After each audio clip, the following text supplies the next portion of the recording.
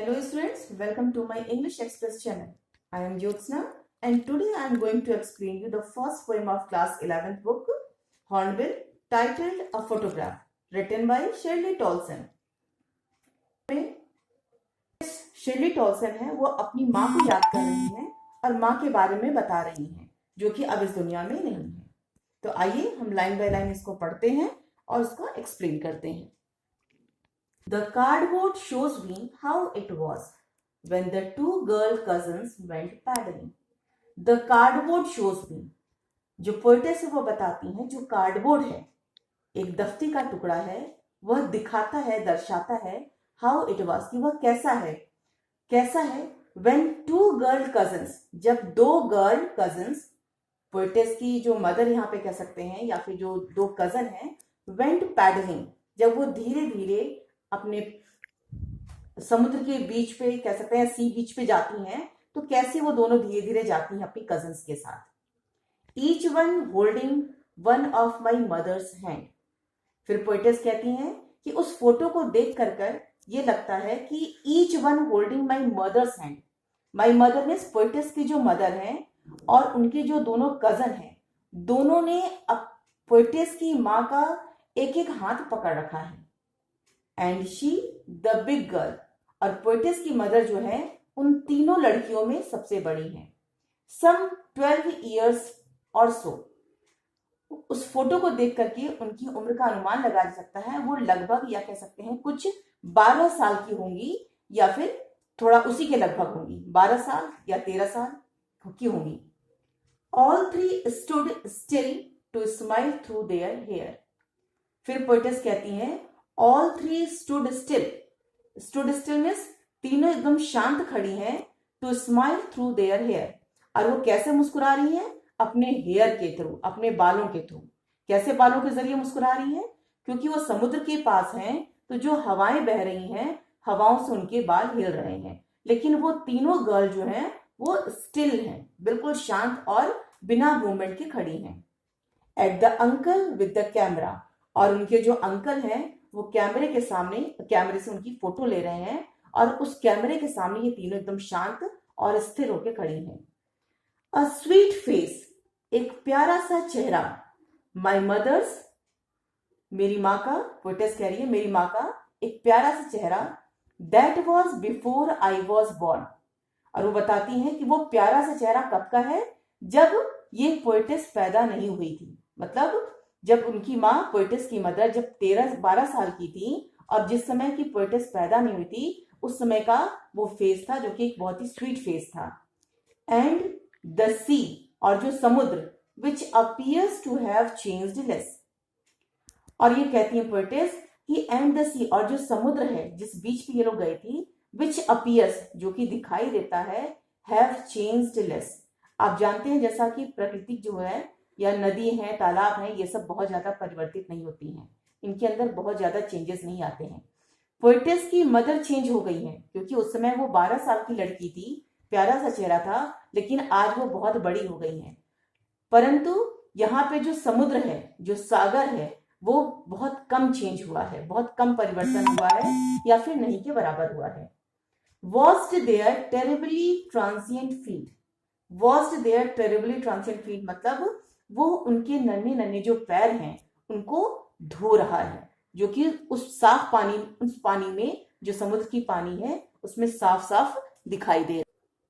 सम 20-30 years later, अब poetess दूसरे paragraph में, दूसरे स्टैंजा में, पंक्तियों में ये बताना चाहती है सम 20-30 years later, मतलब कम से कम 20 या 30 साल के बाद।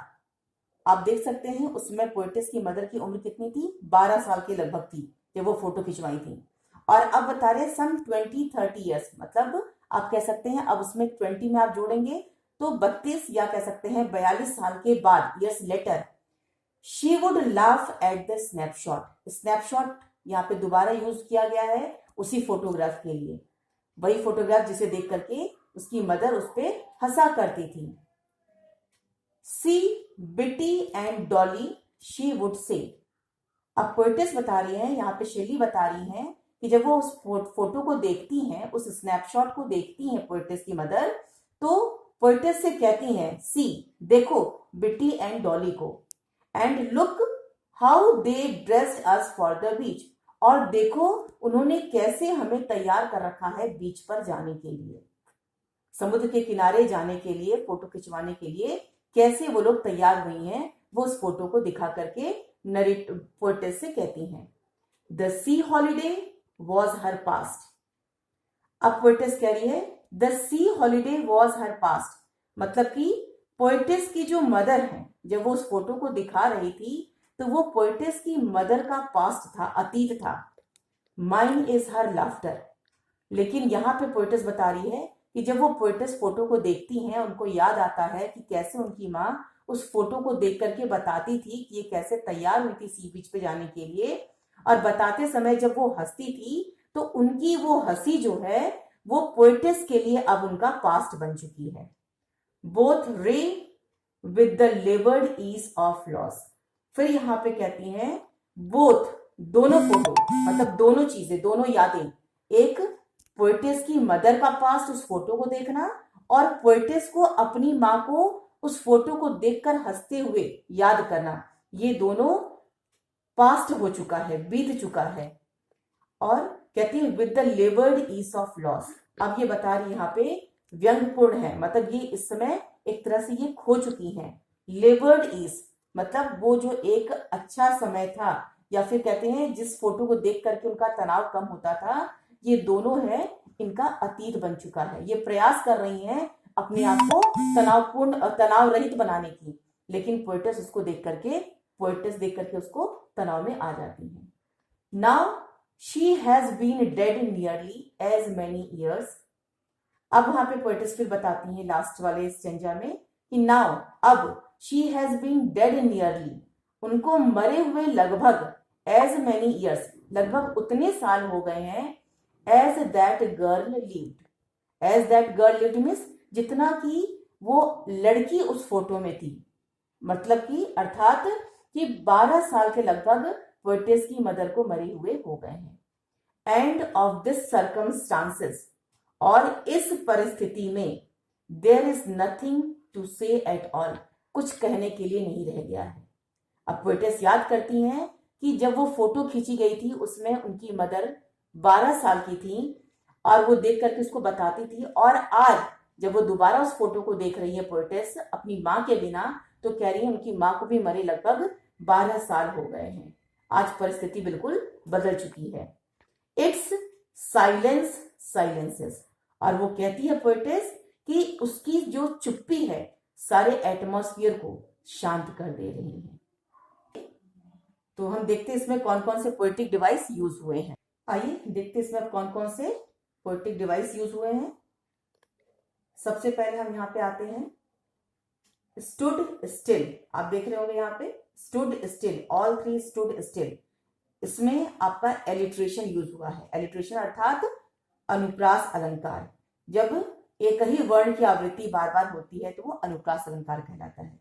When we are having the same sound, that is called alliteration. Stood still में है। फिर यहाँ नीचे आइए माई मदर्स। माई मदर्स में भी एम स्टार्ट हो रहा है यहाँ पे भी और यहाँ पे भी, तो यहाँ पे भी एलिट्रेशन है। इसके बाद और नीचे आइए, सबसे लास्ट वाली लाइन पे आइए, terribly transient, this is also alliteration, this is also an example of alliteration. Okay, और यहाँ देखिए साइलेंस साइलेंसेस, इसमें भी आपका alliteration figure of speech use हुआ है। आगे आइए बढ़ते हैं, हम लोग देखते हैं, ये देख रहे हैं आप लोग लेबर्ड ईज। लेबर्ड मीन्स होता है मेहनत करना, काफी प्रयास करना, और ईज मीन्स होता है अपने आप को बहुत ही आरामदेह बनाना। ठीक है, तो यहाँ पे ये कौन सा फिगर ऑफ स्पीच है? ऑक्सीमोरान। ऑक्सीमोरान में जब दो भाव एक दूसरे के पूरक होते हैं तो उसे ऑक्सीमोरान कहते हैं। तो ये था आपका poem a photograph written by Shirley Tolson. आपको ये वीडियो कैसा लगा? अगर आपको ये पसंद आया तो प्लीज लाइक और सब्सक्राइब करना ना भूलिएगा, और बेल